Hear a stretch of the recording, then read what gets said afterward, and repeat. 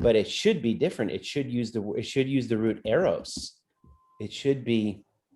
Yeah, I mean, if it's a different language, then I mean, Greek and Latin, it's probably. No, but pedophile is Greek. Pedophile is Greek. That's a Greek term. Oh. The etymology. But it should. What I'm saying is that pedophile, because it has a sexual connotation, it should have eros in it. It should be pedo and eros. Mm-hmm. I mean, maybe when the term was first coined, it was not people who had a brotherly love towards children, but then the term was kind of just used for multiple things that strayed from the original meaning. Good. Joey? I forgot to put my hand down. Emerald.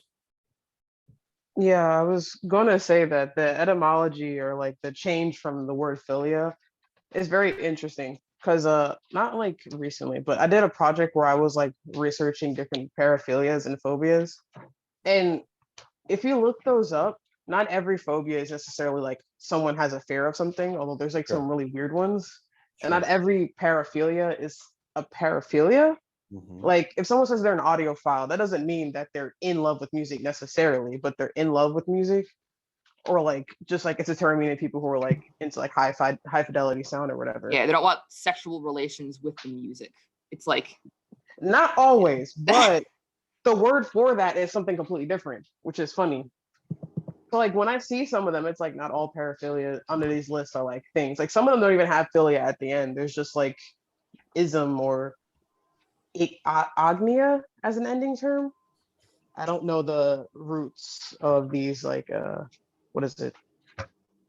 suffixes, but like it's just interesting how that's changed or become what it is now. If it's like, brotherly love, and now it just means like a strong love or like a strong erotic love. Yeah, and what I was trying to say the other day, like in the case of like philia being brotherly love, you can have friends, right, who can be of such a strong bond, you might call your best friend your sister or your brother, right? It's like that, right? McShave.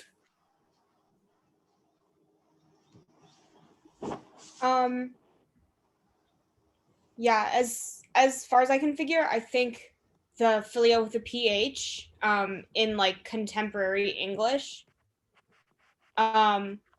I don't know if it's maybe inspired from a Latin root, but it seems to be used for more medicalized terms. So like philia and phobia, like, if you're light sensitive, you're photophobic. Or philia will be used for like things like paraphilias or like medical conditions rather than like a literal kind of love, just things like, oh, your body loves this thing. You're like hydrophobic or hydrophilic or something. Like your body loves blood. Hemophilia, I think.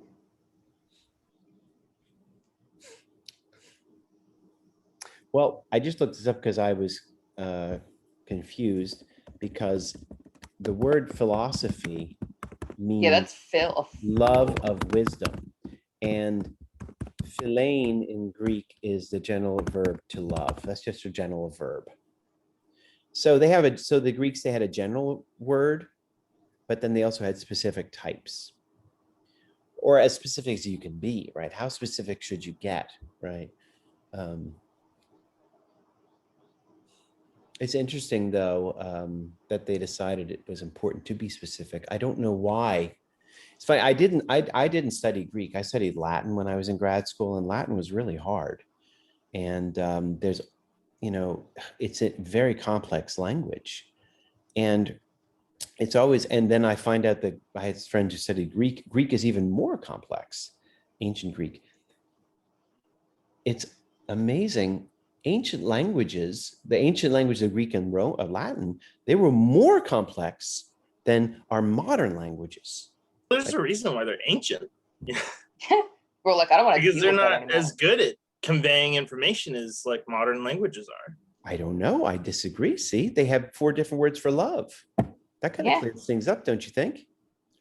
Well, maybe our general understanding of love and contextual understanding of conversation has evolved to the point that we don't need those definitions anymore. You know, it's Perhaps. This is an interesting idea. Sure. It's definitely like, I feel like it's one of those, like when people talk about like those ancient languages being so perfect, and I was like, they're not, because if they were, they would still be here. Like we would still be speaking Latin and Greek. Like, we kind of still do. A lot of our words are. Well, yeah, but we don't speak Latin. We don't speak yeah. Greek. Also, we speak English, or we speak whatever other language we're speaking whenever we're speaking, you know? if I can interject, Yeah. a lot of old languages have been not washed away, but like violently decimated because of colonialism. There's no excuse for Greek or Latin, though. Yeah, there's no excuse for Greek and Latin, but I don't want to like exclude that from the conversation. I just wanted to include it a little bit. Sure. Right. That's totally true. Good. Right. Let's see here. Well, I have a question I'm going to put in the chat here. What kind of love is appropriate? So if romantic love is problematic when it comes to the social bond or a bond for soldiers, for the various reasons we talked about, what kind of love should soldiers have? What kind of love is appropriate for an army? How would you describe it? I don't know if it's appropriate, but I can say that from being in the military, like they like exclusively want you to do like brotherly love. Like we're all a family, you know? Yeah, like camaraderie. Emerald? Okay, I was literally having this conversation the other day. Well, not necessarily this conversation, but I think there should be like a term for love, like patriotism or something like that, but like deeper, because it's never actually love for the people that you're working with. It's not love for the people in your country. It's love for the concept of your country. Whether or not the concept's so accurate. It's no love for a person. That's just you working with someone. That's just like a social relationship. But it's like the love for the concept of the country, not necessarily the state of the country is in now, but the concept of it. Nationalism? What I mean? Is that Nationalism? Sure. Me and my boyfriend were actually having a conversation a while ago about the difference between patriotism and nationalism, and how a lot of these like extremely right-wing people are like, I'm a patriot, but it's like patriotism is love of like your country and the people and the things in it and all that. But then you get nationalism, which is like, my country's better than your country. Well, actually, nationalism has an ethnic tint to it. Mm-hmm. That's the major difference. Mm-hmm.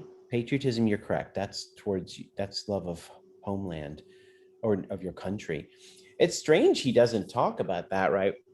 Why would Plato through Phaedrus even suggest that this kind of love is appropriate when patriotism is not? Properly speaking, soldiers should be utterly devoted to the homeland. And then of course they will sacrifice everything for them, right? They will sacrifice everything for that homeland. Maybe he thinks it's too abstract of a concept for like the everyday Greek person to understand. Well, I indicated this in one of the essay prompts, and I said this last week, but every single one of, what Plato is doing with these speeches is that he is capturing something familiar about love, but also pushing it to such an extent that it seems outrageous. Do you want to embarrass yourself in front of your lover? No. I remember my first date with my wife. I was on edge. There's no way I was going to embarrass myself. I'm sure I did. But you do all you can. Okay, that sounds familiar. But is this the right model for an army then? I mean, that seems a little bit extreme. So, but then in so doing, Plato begs the question indirectly, well, then what is the right kind of relationship? And he begs the question, are you understanding erotic love carefully, right? People put erotic love on a pedestal, romantic love. These guys certainly are, right? They're all doing singing praise of romantic love. And romantic love, we get enamored with it. But it has its shortcomings, right? Beware, and we'll see this, I think, most when we get to Aristophanes. Joey. I thought about it and I figured it out on my own. Okay. I want to point out one other thing here in the dialogue of Phaedrus, which I neglected to, but it'll make sense when we get to the speech of Alcibiades. One thing that the Greeks were very that they took for granted is that there is a lover and a beloved. There is someone who is doing the wooing, and there's someone who is wooed, for lack of a better word. And they had words for this. In my edition, it's indicated, if I see them, it's really lover and beloved is the best I can do. But they had different variations of the word erotica that they would indicate who is what. And that's very important because, well, on the one hand, it suggests that there's always like an imbalance in a relationship, right? But also very specifically, and I think this was in the introduction I gave you, the tradition was that the older man was the lover and the younger man was the beloved. And the beloved could be like playing hard to get and being like not impressed. And the lover is the one who is like inspired and infatuated. And you know, this dynamic gets flipped at a couple points in this dialogue in strange ways. But at the end of Phaedrus, it gets flipped with the case of Achilles. Achilles was the beloved and Patroclus was his lover. And yet when Patroclus was killed, Achilles loses his mind. And that is not becoming of a beloved, right? So that's going on here too. Just keep an eye on that. I am not sure if Plato is highlighting that or problematizing that. I think it is very important to note, anybody who's ever been in love, there is never pure equality in romantic love. We might speak that way, all the Hallmark cards say it, but it's a load of bullshit. And so I do think that that's an interesting thing to put in a critical light if necessary. All right. Anybody have any questions or comments about Phaedrus?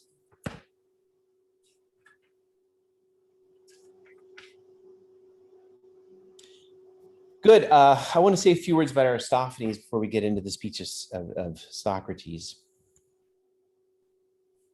I think the speech of Aristophanes is brilliant. And not only because it is hilarious, but also because of what he aims to say about the nature of love.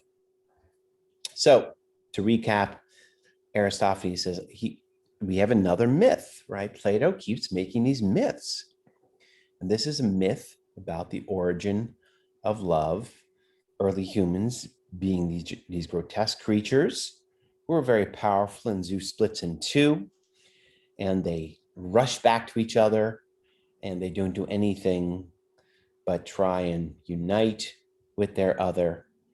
And they are, and Zeus says, if they fuck with me again, I'm going to split them in half again. They hop around on one leg. But he's troubled by the way they just don't do anything but writhe around each other. And I think Apollo says, well, maybe you should flip their genitals around so they can, get some consummation. And Zeus says, good idea. And he does. And they get some relief, and then they're able to go back to work. And let's see here. And, here's a beautiful quote. This is line 191D. No, that's not the one. Oh yeah, it is. Yeah, this then is the source, 191D. This then is the source of our desire to love each other. Love is born into every human being. It calls back the halves of our original nature together. It tries to make one out of two and heal the wound of human nature. Each of us then is like a matching half of a human whole because each was sliced like a flatfish, 2 out of 1, and each of us is always seeking the half that matches him. All right. And we were discussing the message here. What is Aristophanes saying about the nature of love?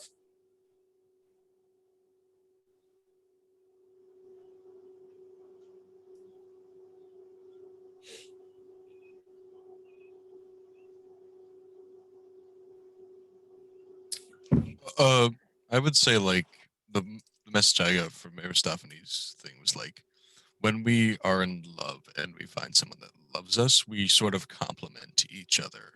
And love is not just about like finding someone that we admire, but it's finding someone that can help us push ourselves to be better. To like someone who complements our disadvantages and our advantages, and we complement their disadvantages and advantages. Makes us whole. It makes us whole, right, Yeah. Jordan? Yeah. Good. Anybody else?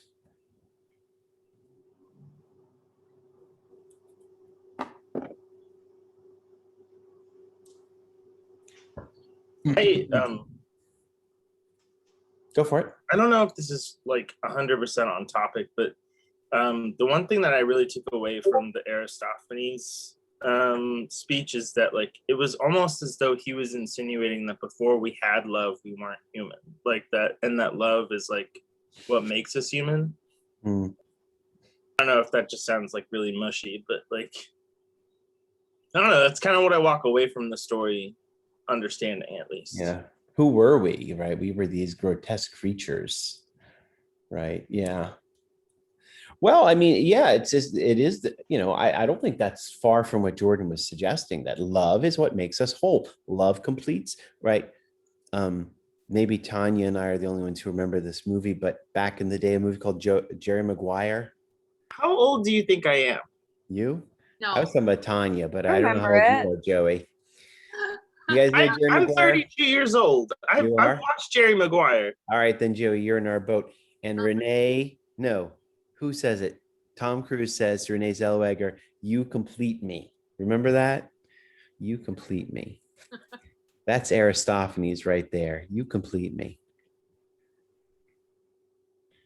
That movie was terrible. Isn't that Show Me the Money? Yeah, that's Show Me the Money. That's the Show Me the Money movie. Right. So, I mean, is Aristophanes, since we brought up Jerry Maguire, and is this a Hollywoodized version? Is he invoking the Hollywood version of love? It definitely does feel a lot like more rosy tinted and like glossed than, what most of the other guys were talking about. I mean, I think he's like he's giving the picture that I think people would like to believe that love is. I don't think it's like remotely accurate, but I think that's like the fairy tale of it, of like being complete when you find your other half. But I think it's like totally unrealistic and ridiculous. All right, Tanya. So you read my mind. My question, that soulmate is a very powerful idea. That's essentially what he's recommending here. Is that a helpful idea? Or is it a problem? Or is it troubling? I think it's destructive. Just damn, Tanya, just let it drop. Yeah, because like if you think you found your soulmate and then something happens, like you break up or something, or like whatever, then you're like, well, I guess there's no point in finding love ever again. Or every relationship you're in, you're constantly analyzing it, whether or not, is this person my soulmate? Should I stay with them? Like you're always anxious about, is this the person for me? Like all that. So it's can be anxiety inducing. I feel like there's people you can like you don't, there isn't like an intrinsic set soulmate for you, but you can find people who are, you feel your soulmate. Like you can make people your soulmate. There's not like a set person for you. You can develop that relationship into something that's kind of like a soulmate. And if you're, it could work or not based on how compatible you are, whether it be a friend or something. But like sometimes people are a lot more alike than other people, but there's not just like one person for you. You guys agree? She says it's anxiety inducing. Yeah, because it's like if you can't find that person, then what? Like if there's just that one person on this earth and you can't find them, like Yeah, your expectations are so high. Like, oh, is this person my soulmate? Ooh, they don't do this, then they must not. more than one.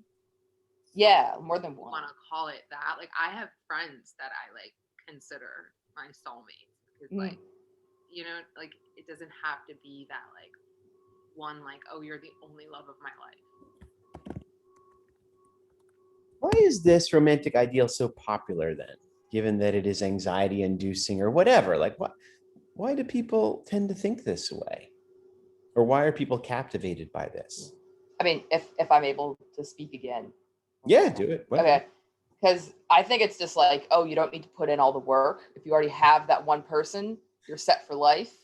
Like you don't need to work on problems or issues or anything. If you find that one person, you'll never fight. There'll never be any issues. You'll just live happily ever after. Like it takes away the confusion and like the stress of love. Because if you find your soulmate, oh, well, you're set. You don't got to date anymore. You don't have to do anything. Like if you got your one person that's from the gods, yeah, like you don't need to worry about if they love me, do I love them, all that, because it's like you're made for each other or something. Nice, Shar. I like it. Joey. I think it's kind of similar to what Shar was saying, but I think it's also kind of like an issue of like where they can walk away from things a lot easier if they believe in true love, because like if things get hard or difficult, they're like, well, this can't be true love, so they just like walk off, like they kind of use it as an excuse in some cases.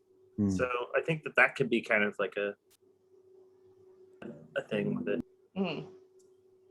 Like people's idea of true love is someone who's basically the opposite or basically the same person as you. Like a lot of people give up on relationships sometimes if they have the idea of the fairy tale idea of, oh, true love.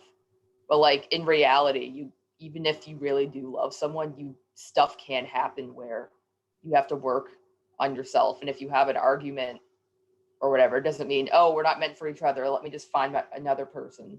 It also kind of feels like a control tactic, if that makes sense. Like, I don't know, like I feel like that's definitely been used in like if not familial units, like religious units as well, like those kind of like predetermined marriages and stuff like that, like true love, like that being like an item that they can use to control people with. So maybe that's why the concept of true love is important in the discussion as well. It's pretty dominant in our culture, wouldn't you say? For sure. I try to steer clear of romantic comedies, but it looks to be pretty dominant. And I definitely, like, I can't steer away from that feeling that it has something to do with control, Well, you were a little vague on that point. Could you flesh it out a little more? Well, like, I feel like what would it look like? If you can control what like the populace like is shown, like you can kind of control what they think in a way. So I mean, or you can kind of guide it at the very least. And if you can kind of like hold this prize, something like true love, like above them, like you can kind of control them with it. Like you can show them, like it's like a carrot almost. Does that make sense? Mm-hmm. I think it's just like because it's romantic and it's easy and comforting. Like you said, like portrayed in movies, like that's what people want to see because that's like this perfect fantasy life, even though it's not reality. It's like a comforting idea. comforting. Good. Hey, Tanya, put your volume up a little bit. I'm putting a question in the chat here. I've never asked this question before. I'm kind of curious to see what comes back. What is your favorite romantic movie? Put it in the chat. Let's see what we get, because I'm just curious what kind of romantic ideals people get from their movies in this crowd here. Joey, you have your hand up. So it's kind of great that you asked this, because I was going to bring this up. I just can't explain. I couldn't explain it properly before, that like idea of control. But I think that this movie in particular, You've Got Mail, is like a perfect example of that. You've like, Got Mail. Well, so you have to listen. Like it's like hitting the pulse of like where American citizens were at the moment. Like we were like exploring with the internet, like it was still pretty novel, and like we were kind of like questioning like romantic notions during the 90s a little bit, but it was also packaged together as a freaking like capitalist love story, like telling you like what's wrong, what's right with society in terms of like economic strife. And it kind of belittles the concept of like a smaller business owner being erased by giant chain stores, because she marries or like ends up in a relationship with the dude who owns the giant chain store, who like, and both of the characters in the movie are like professed conservative Republicans, like, and they're both dating like these like abstract, like goofy concepts of like a liberal thinker, who both end up together. Like it was like, hey, date conservatives if you're conservative, date liberals if you're liberal, but also support large businesses and fuck all the other ones that are going under, because you know, if they were good, they would still be around. I know it's kind of like I'm parroting that like same notion I gave about language, but I was specifically talking about Greek and Latin, not any other like dead ancient languages, just Greek and Latin. I just want to make that clear. Okay. I see Emerald has her hand up, but before I call it Emerald, hey, I'm not getting much responses to my question here. I want to hear, what is your favorite romantic movie? Come on, Charlie and Sunbeam. I gotta be honest with you, I cannot. Put them in the chat. Put them in the chat so we can all can admire it. I don't remember the last time I saw a romantic movie. Okay, okay. Well, do your best, everybody. All right, Emerald, you're up. Oh, I was just gonna say that like you asked that question and my entire brain went, I hate romance plots in movies and anything for the most part. Like it's just, they're always bad or boring, or they're just marketed at people who I just know, you know what I mean? And then like I started thinking, and like this isn't a movie, but a relationship on screen that I enjoy is between Hannibal and Will Graham in the Hannibal TV series, because I just recently watched it. And like, not for the attempted romance or whatever, but just like their dynamic between characters. Like, I'm not here for romance. I'm here for dynamics. You know what I mean? I got you. Okay, so the response, that all makes sense now, Emerald. I understand. I didn't think Micah kids would be into romantic comedies, or maybe it's shows that you watch. Maybe it's not movies either. So, you know, let me know.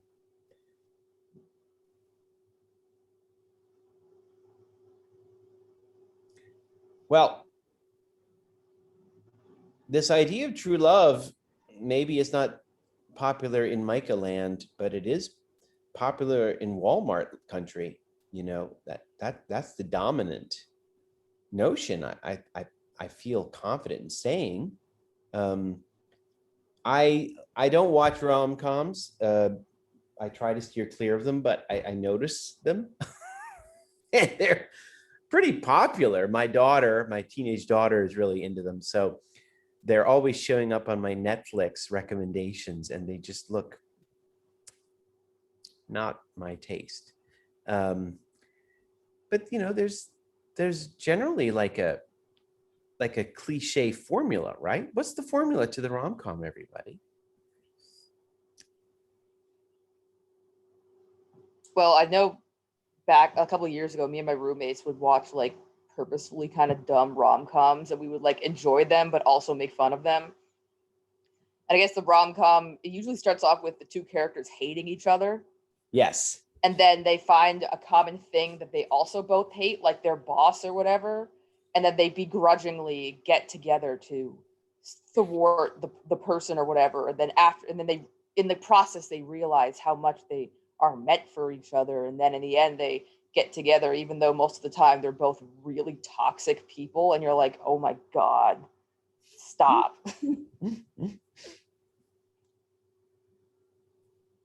Hey guys, something just occurred to me. You know what channel is super popular? Hallmark. This is the shit. My father-in-law, he's a very smart man. He's a doctor. When he gets home, he wants to turn his brain off. He watches Hallmark all night. I can't get over it. And there was a great article about Hallmark Channel last year. I had no idea how popular it is. And they have a very specific formula for a Hallmark movie. They break up each movie into like 9 parts, and like part 6 is the kiss and part 7 is the breakup and part 8 they get back together. It's that literal. It's like that down to, if you're interested, I'll try and find that article on New York. It was really interesting. Let's see. Emerald, do you have your hand up again? No, I guess I just didn't put it down. Okay, Joey. No worries. Yeah, I buy into that. Like, that's another example, I think, of like what I was trying to say, like controlling people with that concept of like true love. Like Hallmark will like put in like full advertisements for like Home Depot's tool sets or like, you know, new cooking appliances within their entire like Hallmark movie. And they're just trying to control people with the concept of love. Like, hey, they're selling like appliances with love, you know? Yeah. Also, that concept of turning off your brain, like when you come home, like that is real. Like my mom is an IT professional who works for a like really big hospital. Like she takes care of all of their phone networking. She gets home, she can't figure out how to turn on the TV. They just like, people turn off their brains when they come home. And I don't know if that's supposed to be like evident of exhaustion, like through like our society's like expectations of people in the workforce, or if it's just, you know, a common thing. Like, is that like a natural state for a human to want to just turn off their brain? Yeah. And the funny thing on that note, the funny thing about Hallmark is that people like it precisely because it is formulaic and because it is comforting, right? They know exactly what's going to happen. I can't stand movies like that, but then, you know, that's not me. You know, but many people, that's what they want to see, right? They want to see stuff that they know exactly how it's going to end, and they know it's going to be a happy ending. They've got to have the happy ending.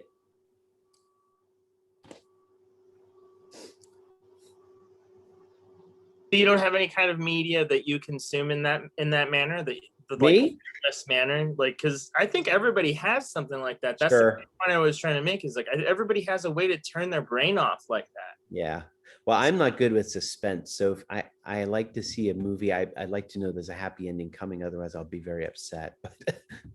Oh yeah, that's how my ex was. He would like turn off TV shows we were watching. But on the other hand, I also do like endings that are not always happy. I find them provocative and interesting, and I tend to like troublesome shows. But you know, in my household, that's not popular.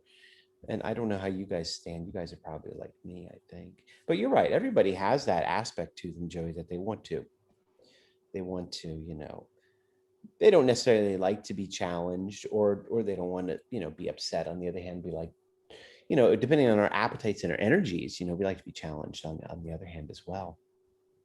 But it's just a very strange phenomenon that, you know, we're beating around this idea that this, you know, Americans are, and I wonder if our international students might chime in and tell me the experience abroad, but Americans, you know, they just lap it up. They love this idea of true love, even if they don't have it in their own life.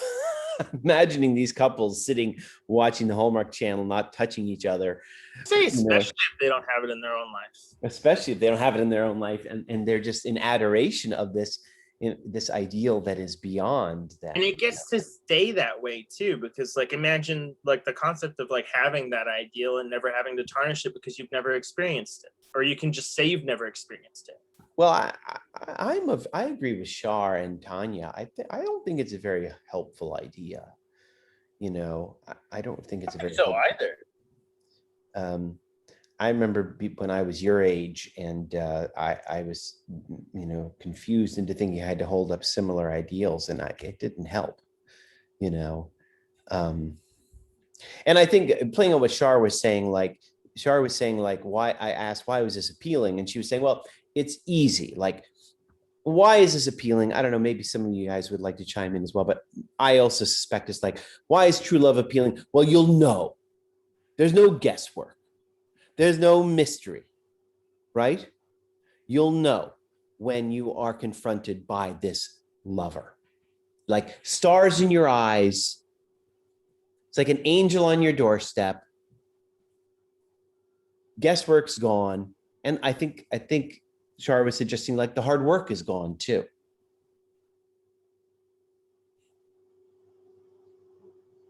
Is that why it's appealing?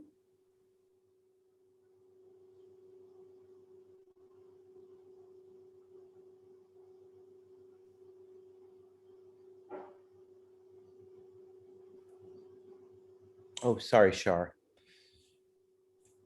Took your pronoun. Anybody else want to chime in? Plato takes it, one further level here, though, and I'll invoke this before we move on. He says here, this is line 192C. So when this is along the lines of what Shar was saying too. And so when a person meets a half that is his very own, whatever his orientation, with there's young men or not, then something wonderful happens. The two are struck from their senses by love, by a sense of belonging to one another, and by desire. And they don't want to be separated from one another even for a moment.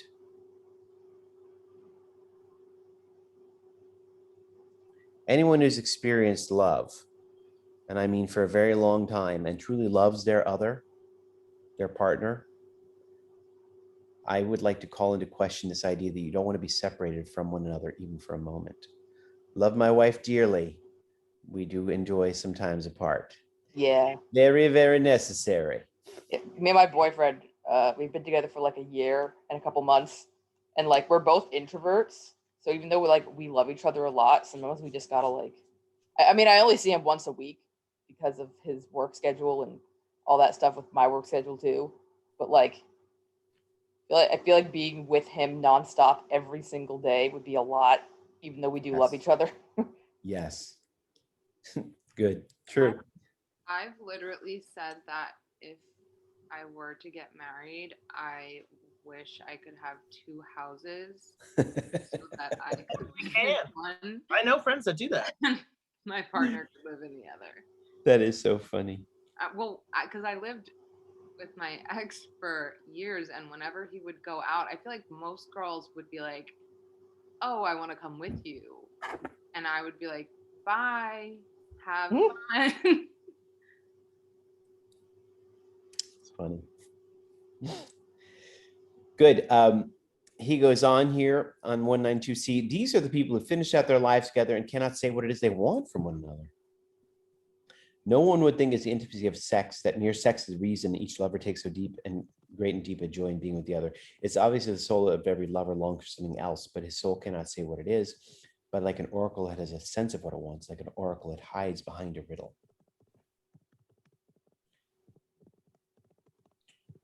Lovers want more than sex.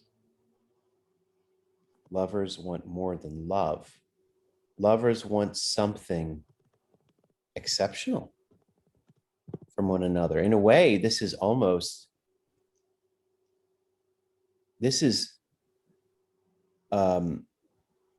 what's the word? I'm struggling for a word here. There's something excessive. He's suggesting that lovers, what they expect of each other is unreasonable, or can be. What are you looking for? What are you expecting? What do you demand? I tie this in with the point from the previous page where he says, 191D, where he talks about, true love heals the wound of our nature. How is human nature? Oh, sorry. Hey, Abby. I see you're with us now. I just texted you personally. The wound of our nature. It seems pretty clear to me that Plato is invoking some kind of existential demand or yearning here, right? Which is to say, what do we expect of love there is an expectation from love. When we hold up the ideal of true love, there's an expectation that will solve all our problems. That will solve the problems of life, because human life is a problem, right? Human life is a problem just in itself, right? I mean, we're on this tiny planet in the middle of an infinite universe, infinite space time. We don't know why we're here. We don't know the purpose of things. This is anxiety inducing in itself. You know, the human condition is plagued by these existential doubts and concerns. What do we do in that situation? I think part of what Plato is saying, part of our solution is we make extreme demands on love. We want to find a partner that will solve all the problems of life. And that's a problem itself, because anybody who's been in love, you also know that lovers can also cause a lot of problems. You know, in some cases, they create more problems than they solve. So again, that would be a misguided approach. But again, this is a common, I think his suggestion that this is a common view. This is a common way that people view things. You know, I'll put it in the context, I'm going to bring it back to the context of Hallmark. Why are people devoted to Hallmark? Why is this one of the most popular channels on TV? Well, we are a secularizing nation. And once upon a time when people would go to church and find extra meaning there, now they get that meaning from Hallmark. Now they get home and they will believe, right? Think about how much religious language is used around love. You should all go this afternoon to the local Rite Aid and just read through the various Hallmark cards and throw up. You know, like love is the, I had a quasi-religious phrase in my mind, but this idea that love is the greatest good. Love is the greatest good of all. I have to tell you about one more romantic comedy, and then I'm done. And I have to tell you, I hope I don't upset anybody, I really, really detest this one. And it's called Love Actually. You guys know that one? My parents keep trying to make me watch it like every year, and I'm like, I don't feel like it. And the reason I hate it so much is because Hugh Grant gives a speech at the end where he talks about love like the meaning of life. And it's such an existentially wrought statement that I just want to kill someone whenever I hear it, because that statement is what's wrong with Hollywood, and that's what's wrong with the romantic portrayal of love. Well, Emerald, see, here's the point. This is field research. Okay, you got to know the enemy if you're going to critique it. Okay? I know. So get out there and force yourself to watch Love Actually, and then get back to me. No joke. No, listen, I move past romance. I'm like, just give me some interesting dynamics between characters. I care more about relationships than specifically a romantic one. Because I feel like when romance plot lines happens, it's different than when characters fall in love, because one just feels more like normal, not necessarily normal. One feels more natural and not forced, and it doesn't become the overarching thing of the story. Like, I didn't come to see you two fall in love. I came for the plot. If the plot wasn't about that, and it isn't a good plot, I don't care. Like, I don't want to be in your relationship. I want to see what happens. You know what I mean? I hear you. I hear you. I'm sympathetic. Love Actually is pretty pukey. It has some funny parts. It has an amazing cast. That's the sad part. But anyway, and of course it's set during Christmas, so it really is an elevation of love as the secular ideal, and it has absorbed all of the religious elements,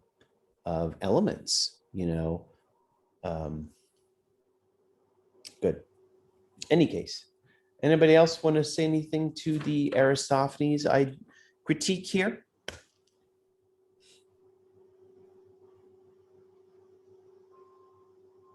Good. Okay, let's dive into, I have to say one word about Agathon before we get into the speech of Socrates. Agathon, Why don't we deal with him a little briefly? I think he raises a very important point as well, but I think we could probably deal with his quickly. What does Agathon aim to do in his speech about love? He has a little bit of a curious approach here.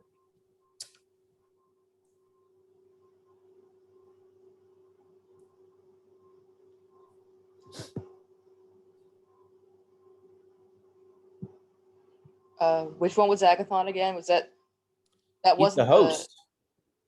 that wasn't the myth one, right? This is the one. That's Eric. McShafe, he is not a slave. He's not a slave, McShafe. He would have had slaves. Joey. So, sorry. So Agathon is the one that was speaking about love and how it relates to the arts. Mm-hmm. So like his big point was that like love is the source of all things beautiful, like things that are created by people, they're all founded in love, and like without it, it wouldn't exist.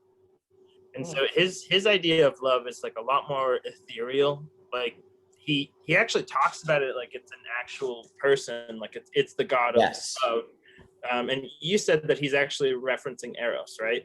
Like yes, specifically. Okay, so the text that I got didn't actually say the name of the god that he was talking about. So for me, I kind of took it more as like an ethereal, like anthropomorphization of like an energy or essence that he was speaking about. Mm-hmm. But I think it's still the same meaning though, right? Like it's just the source. It's supposed to be like the source of the beautiful things. Good. Well, good. Okay, good. He does personify love, and he says that love is the happiest of the gods. He also says love is the youngest of the gods. Anybody understand what he means, why he says that? He said young people are always falling in love there with each you other and all that, which and makes go ahead. It's kind of confusing because we said before with how it was the older person who pursued the younger person. I think it's just young people in general. He's just talking about young people in general. Yeah, but like the older man would pursue the younger man. Yes. But if he says the god of love is the youngest, then wouldn't the younger person be falling head over heels for the older person? That's true. I didn't really read such granularity into it, but that's not a bad point, actually. Huh. Okay, good point. Emerald? I guess I'm on a different page because to me, the love being the youngest god meant that it's more of a newer. Can you speak up? I can't hear you. Oh, to me, I think that's funny because I thought it meant love being the youngest god, meaning that love is the newer concept in terms of time being the youngest stuff. Oh, humans weren't like necessarily born with love in the like Eros romantic sense. Like there's love, but that's just like we are a group of people trying to survive, animals trying to survive. That's what I interpreted the youngest god meaning. Okay. Well, if you look through here, lines 195 through 196 through 197, he applies all these attributes. He says love is the youngest.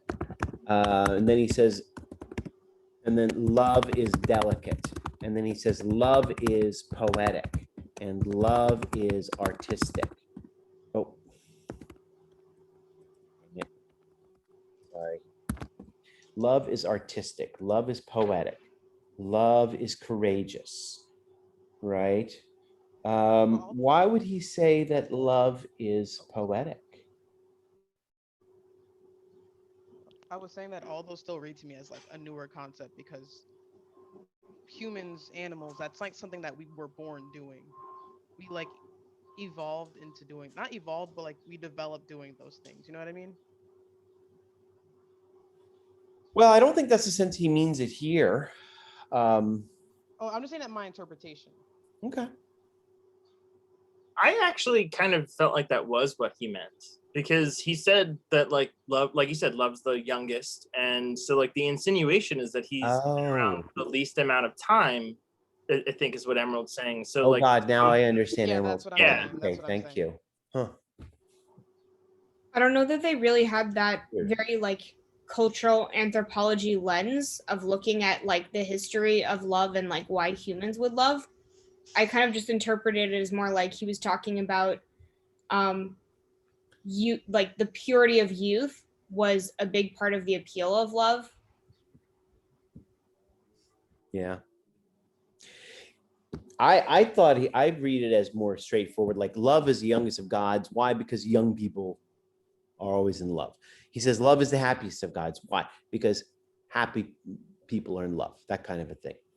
Joey? I was just gonna hammer back again on that concept of it being just like what Emerald was saying, like it being a new concept. But I guess maybe I don't need to. I think that we've talked about it enough. I'm not really sure about that one. I have to think more harder on that one. Well, I just felt like it was the most natural interpretation of it, because even in the description of how like artists and poets and love enters people, like it kind of seemed like Agathon was insinuating that because love only enters things that are soft and like charismatic and of like a specific nature, that like maybe he's insinuating that like there was a growth in humans at a certain point that allowed us to accept Eros into us. Like that's like he deemed us worthy at that point, like, and that's how it's young, Okay. I think gods take the form of like whatever they represent. So even if a god is young, it doesn't mean that they are the youngest. I mean, they are young because those who do fall in love are young. Like how Aphrodite is like, he specifically says not that he's young or not that he's beautiful, but that he is the youngest, like the youngest god, not like that he's a young god. He's the youngest of all of them, even younger than a what's her name, Artemis, who's supposed to be a little girl. Like, I view it kind of as when he says that love is the youngest of them all, love usually makes us do stupid things, and people usually view young people as inexperienced. So that could also be it.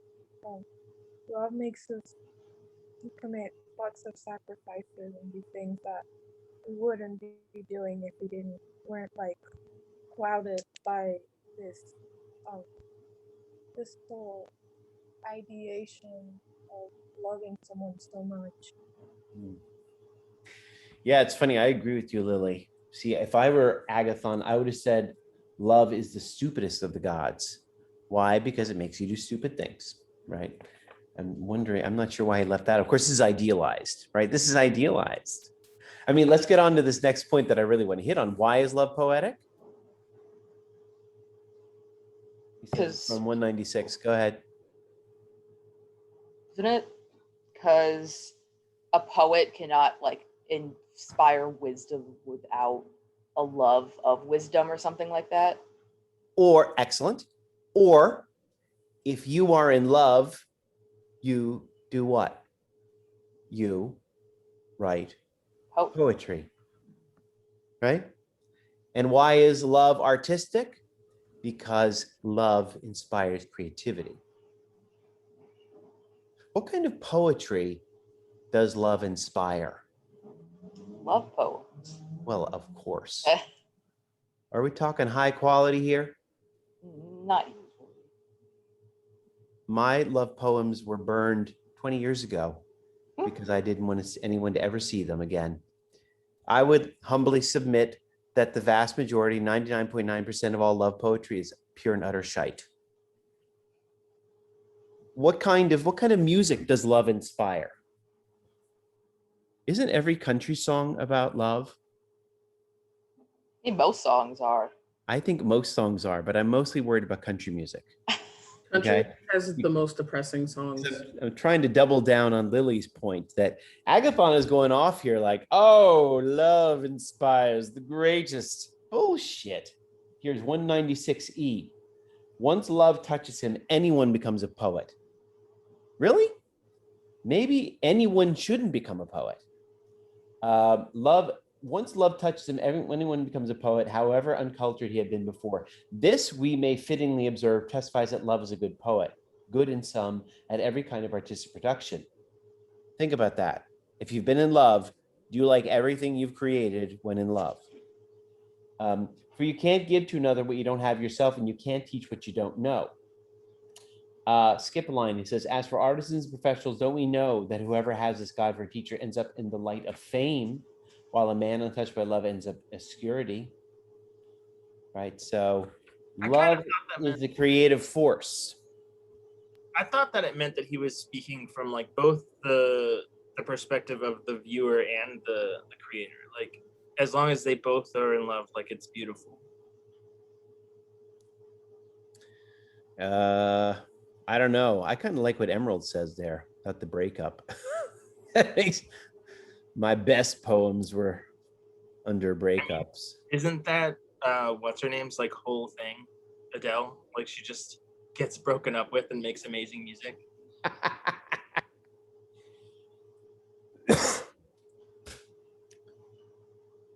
Yeah, sure. You say so.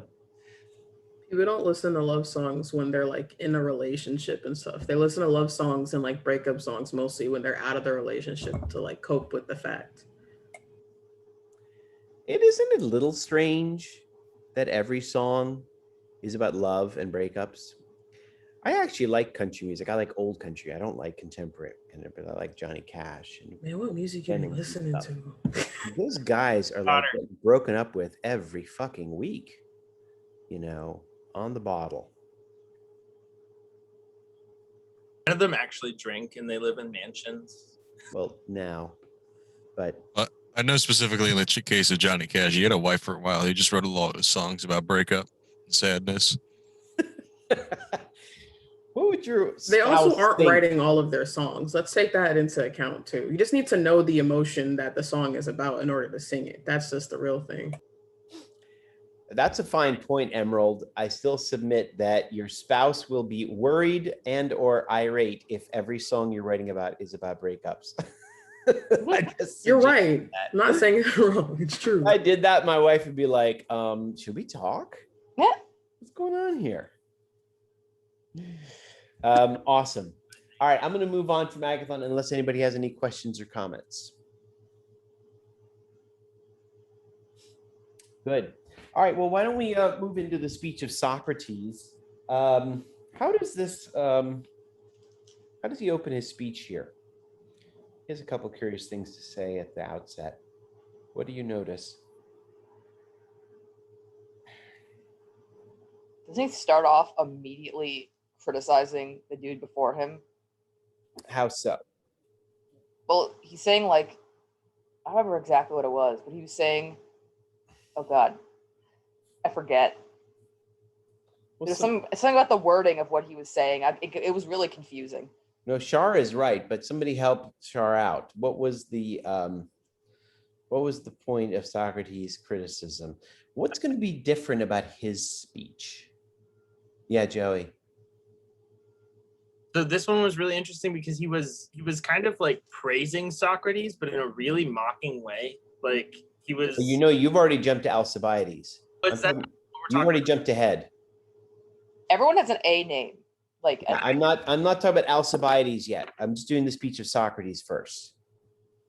But he starts off criticizing a dude with a name that starts with an A. So it's confusing. Okay. Well, let me pull up. This is around line 198.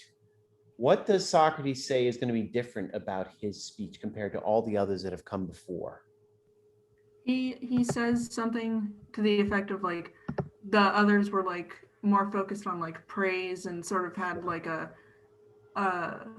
what's the word I'm looking for? Like a slightly more romanticized look at it, and then he comes at it with a more like clinical or sort of like objective look. Awesome. He says, I'm going to tell the truth. Right. And he's very ironic and being an asshole. He's like sitting there like, oh, my turn. Oh, I thought we were telling the truth with these speeches. You all have just been blowing hot air, but I'm going to tell it like it really is. And then we do very quickly, we get a dichotomy. Agathon is praising the god of love for being youthful and splendid and happy, artistic and poetic. And how does Socrates characterize love by contrast? It's ugly. He's ugly. And Messy. Well, he brings up a woman that told him some stuff. I actually enjoyed that one the most, or like found it the most interesting, and I understood it the most. It was like he was mentioning another person's view on it, even if he made that person up. We'll get to her in a second, but let's deal with this first. He gives a very important characterization of love first. That is quite the opposite of Agathon's. He's ugly and the oldest, I think. Mm-hmm. I think Socrates is going to talk like love on the arrows is not beautiful but not ugly. Okay. He's not even a god. Yeah, it is not even a god. Kind of like a spirit in between the gods and humans, right? And he tells the story about the birth. The parents were Poros and Penia. Penia, that's where we get the word penury from. Penury means abject poverty. So he is the child of abundance, which is Poros, and Penia, which is penury. And he says, he opens up his speech saying, contrary to Agathon, love is shriveled and hardened and tough and sleeps in doorways. It's really rough, and nasty. This is 203D. Before that, he says, he questions Agathon, and he says, well, love, is it a having or is it a lacking? And he gets Agathon to agree that love is actually a lacking. Love is in pursuit. Love is empty, and it's going after something. What does it desire? What does it need or lack?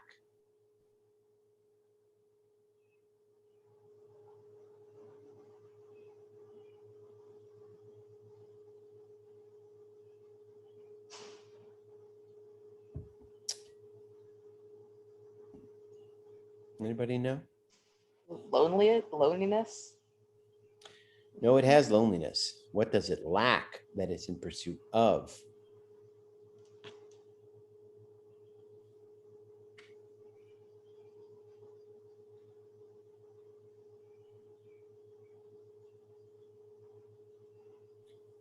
Those who are in love, what do they pursue? Completion. And what is the sign? Well, you sound like Aristophanes, but what do they pursue that might, for example, suggest completion? What captures them that they are after? What attracts them? The things that they don't have. Yes, and what is that in particular?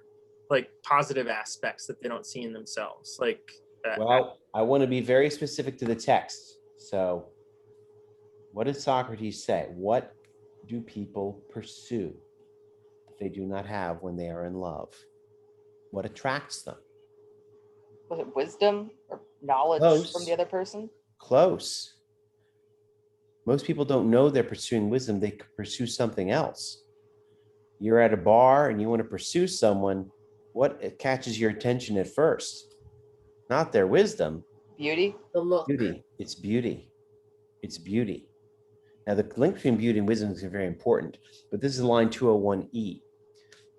Love is contrary to what everyone has been saying, love is empty. Love does not have possession. Love is in pursuit. Love is always in between. What does it pursue? It pursues beauty. Okay? That's what love wants. That's what love is after. Now, let's talk about Diotima. Who is this Diotima?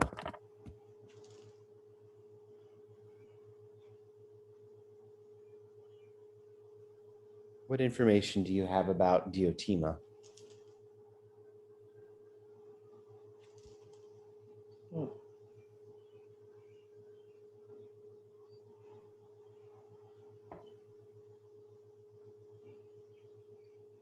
And maybe someone can tell us where Diotima is mentioned. What line number?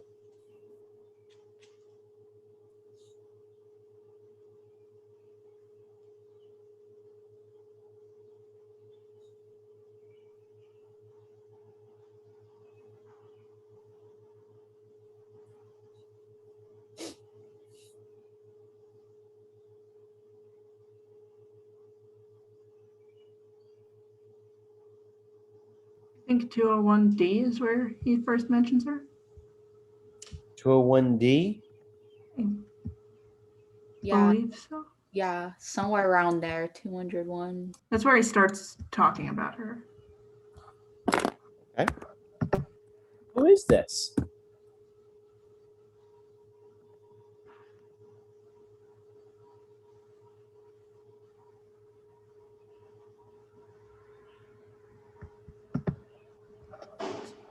Well, she's the one who taught Socrates a lot of what he's now recounting about Eros.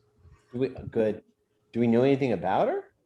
She's from Mantinea? Yeah. I thought she was a priestess, but I see in my footnotes it doesn't really say anything. Okay. Not much about Diotima. That's interesting. Fictional character. You'll notice what he's done now. We were already a third removed from reality, right? This story is being told by a guy who heard from a guy who heard from a guy who was drunk at a party. Now we're going to go one more step to a fictional story told to Eros, to Socrates by Diotima. Okay, going one step further. Again, why is he doing this? Very strange.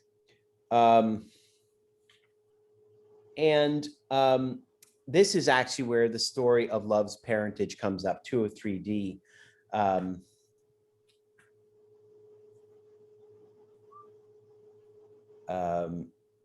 It's Diotima tells a story of Poros and Penia, and that love is always, is this in between, and love is in pursuit of things. Love is in pursuit of beauty. Love does not have it.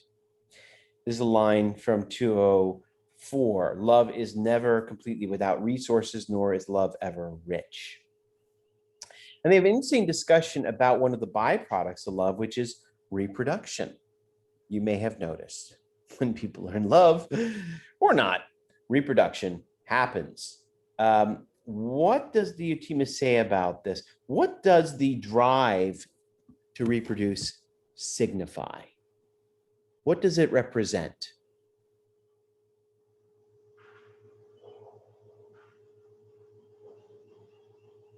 What does it take to be the philosophical meaning of it? Is this the part where where someone sort of talks about like the idea of pregnancy and like the sort of like pregnancy of the soul kind of thing? I think so. I think we're very close to that. We're not quite there yet, but we're on the doorstep of that really important point. Yeah, well, I think it's like reproduction. It's sort of talking about like immortalizing yourself. Yes, it's passing down memory. Thank you. Reproduction is a secret human yearning for immortality. Okay?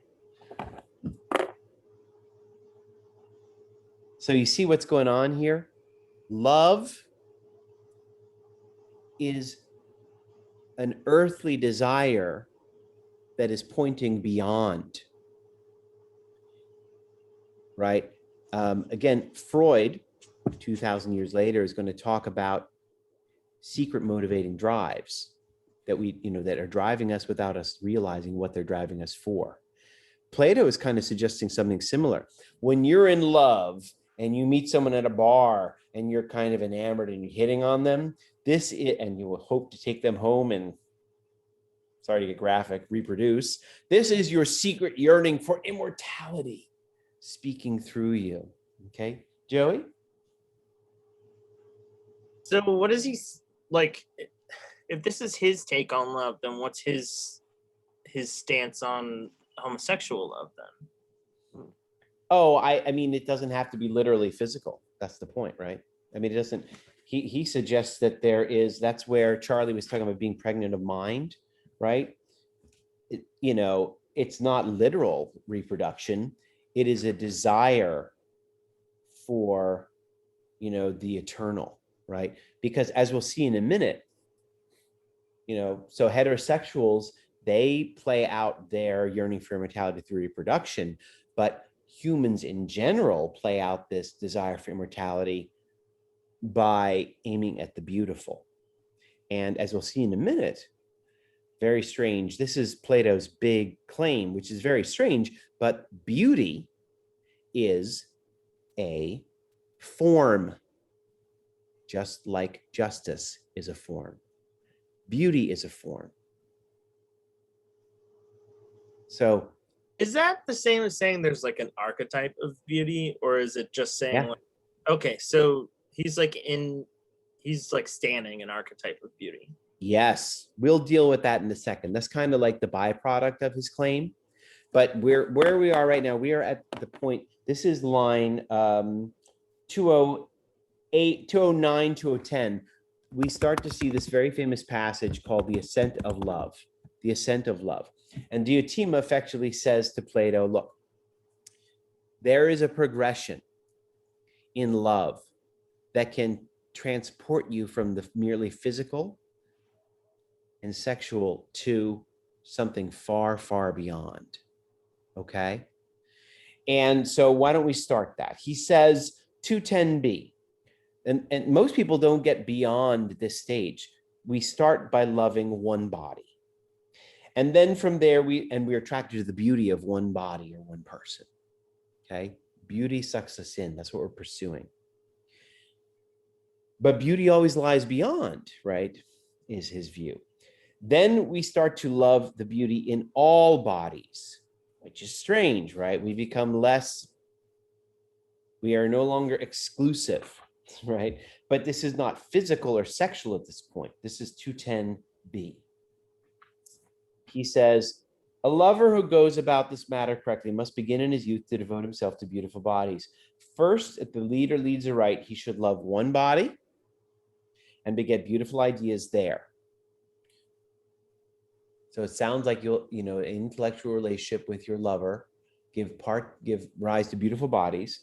But then the next step, then he should realize that the beauty of any one body is brother to the beauty of any other, and that if he is to pursue beauty of form, he'd be very foolish not to think that the beauty of all bodies is one and the same. When he grasps this, he must become a lover of all beautiful bodies, and he must think that this, while gaping after just one body, is a small thing and despise it. So he's talking about a transformation that I'm not sure many people make, which is which is rising above the love and devotion to a single body or person to recognizing the love, the beauty in all bodies and people, right? You become a lover of beauty that you see throughout humanity. And I'm going to go through the whole thing before we answer questions. Then he goes on in 210c. After this, he must think that the beauty of people's souls is more valuable than the beauty of their bodies, so that if someone is decent in his soul, even though he is scarcely blooming in his body, our lover must be content to love and care for him, and to seek to give birth to such ideas as will make young men better. The result is that our lover will be forced to gaze at the beauty of activities and laws and to see that all this is akin to itself, with the result that he will think that the beauty of bodies is a thing of no importance.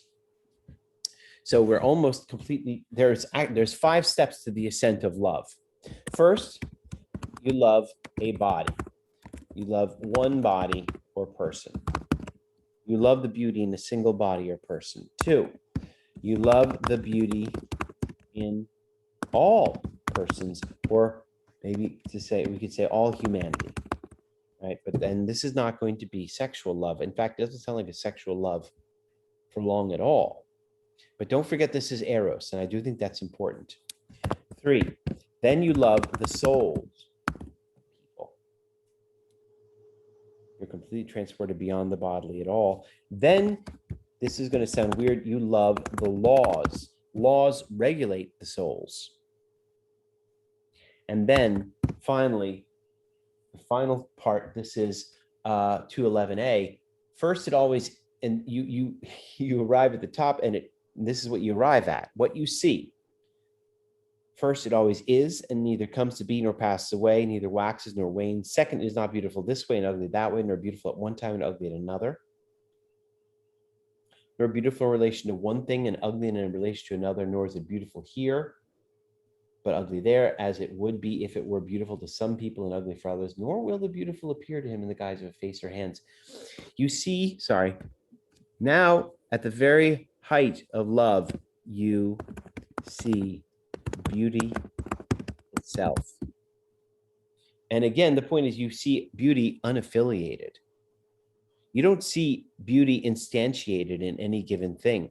This is not the beauty of or in a person, or of or in a tree, or in a flower, or in a piece of artwork. This is just beauty itself. And it is neither comes to be nor passes away. It's not beautiful this way and ugly that. It's always beautiful. Nor will the beautiful appear to him in the guise of a face or hands or anything else that belongs to the body. It will not appear to him as one idea or one kind of knowledge. It's not anywhere in another thing as in an animal or in earth or in heaven or in anything else, but itself by itself with itself. It's always one in form, and all the other beautiful things share in that in such a way that when those others come to be or pass away, this does not become the least bit smaller or greater. Shares in. One last point here, and then I'll hand it over for questions. But when Plato talks about the forms, he often talks about how physical or earthly things participate in a form. All right, so Baltimore City, to the extent that it has justice, which is not much, it participates in the form of justice. Okay. A beautiful, or shares in. That's the language he uses in my translation. So a beautiful thing, there's a beautiful flower on my patio this morning. It shares in the form of beauty. And it shares in the same form of beauty as that beautiful tree across the street. And my beautiful child. The upshot is that for Plato, beauty is objective, universal, eternal. Things can be beautiful for a while. That flower is beautiful today. Tomorrow it may be less so, and the day after will be wilted. It shares in the form of beauty for a period of time, and then it's done.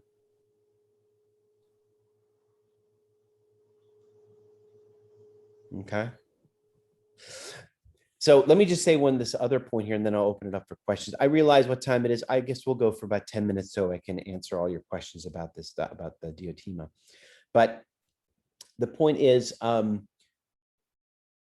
his general point is is that in physical love, physical love is this thing that drives humans secretly. This is our secret yearning for immortality. What we're really pursuing when we pursue a beautiful person is we're pursuing the form of beauty that person shares in.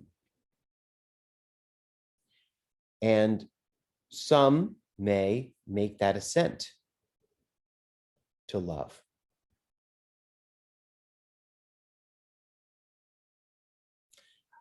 Looking over the ascent here, I'm not sure how many get beyond the first one.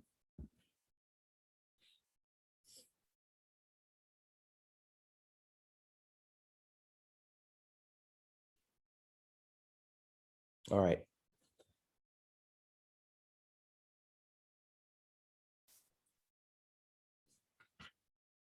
Questions?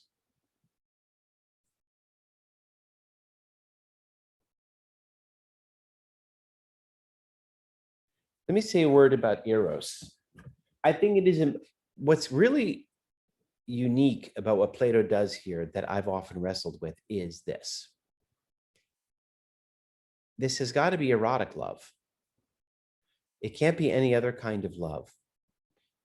It has to be erotic love. Why is that? And I think it is because desire is powerful. Romantic desire, physical desire is powerful. It drives us. And that's precisely, he wants to see some kind of parallel between erotic desire and the intellectual assent. You know.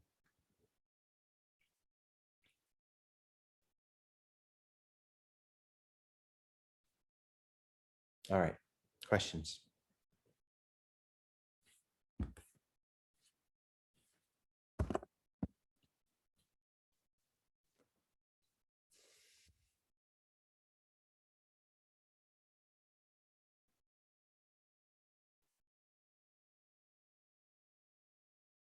Anybody have any questions?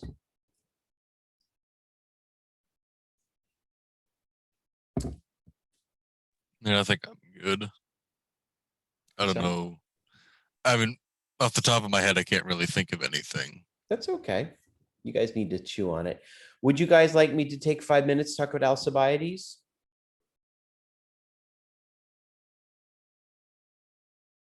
All right, I'll say a word about Alcibiades and then we'll really dive in on Friday.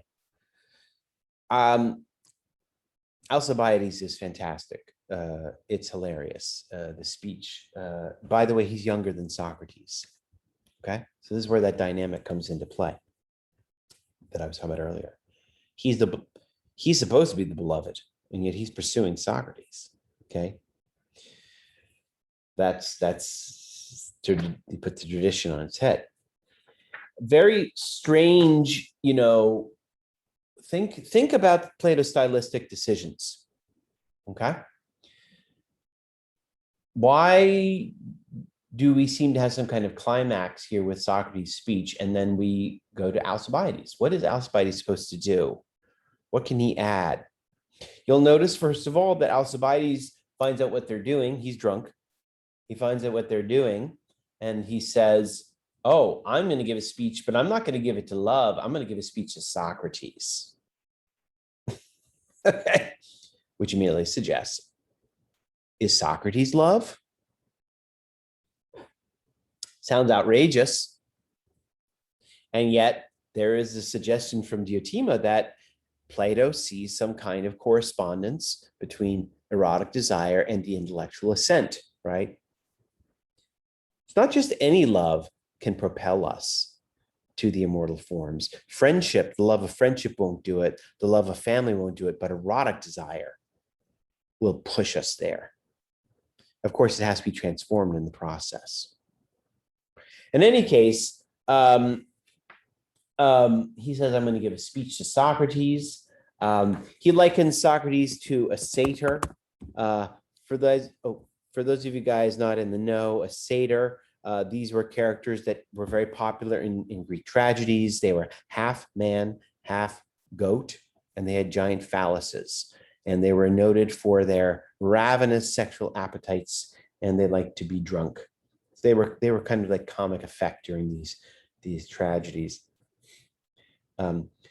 Alcibiades says on 216 BC, he says, you know, he gives this speech where he says that he's hopelessly in love with Socrates and he hates it. He hates that he's in love with him because he says, it fills me with shame. He fills me with shame. Whenever I see Socrates, it makes me feel ashamed about what I'm pursuing in life.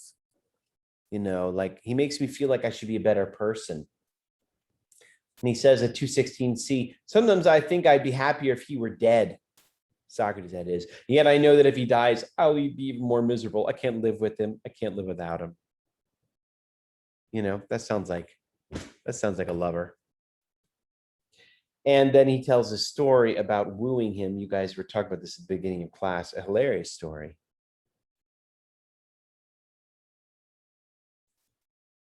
Where he basically gets spurned. Because Alcibiades only knows how to seduce physically.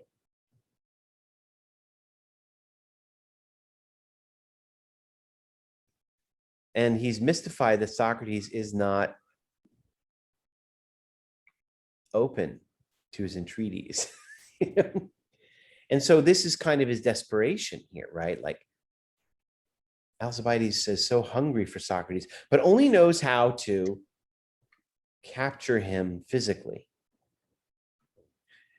And it seems that Socrates is transforming his soul, is making him realize a moral transformation, right? He feels ashamed for certain things. But Alcibiades is having trouble loving in that way. Okay. Hello? Okay. About the point of Alcibiades' speech, I will leave that. Sorry, that was my fault. I was unmuted. I didn't mean to be. Okay, no worries. I'll leave that until Friday. But again, you know, and I want to go through some more details of his seduction story, which are pretty funny. But basically, you know, how, you know, these are things to think on. How does Alcibiades illustrate what Plato is talking about? You know, how does he illustrate, if anything, from Diotimus' speech? What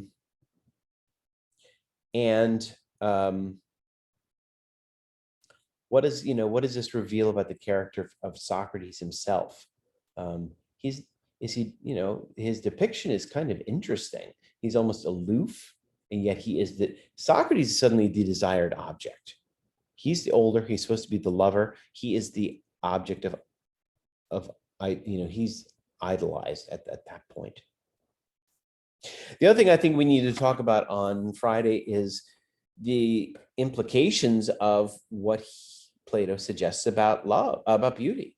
Beauty is, you'll notice beauty is not something that he associates with art. He associates it with love. And he has a pretty interesting take on it. That it's this thing that pulls us on, that attracts us, leads us on to the immortal forms. And yet, we have to understand that beauty then is going to be universal and objective and eternal. And I'm going to tell you right off the bat, these are things that Kant will not agree with. And I suspect there are many of you who don't agree with that either. But this is one definition of beauty. Beauty is something that is going to be objective and universal, eternal.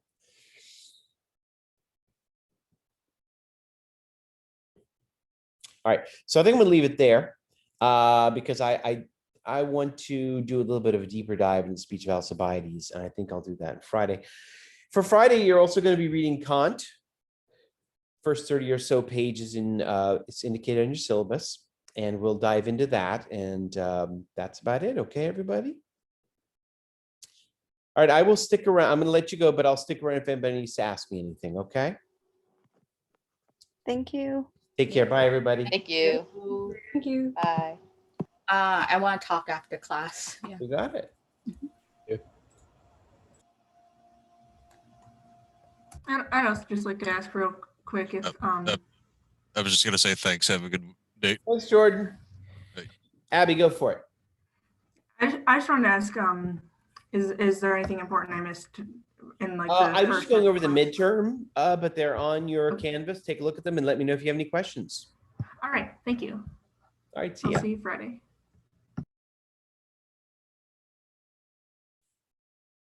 All right, Vanessa, you're up. Okay. Please stop recording.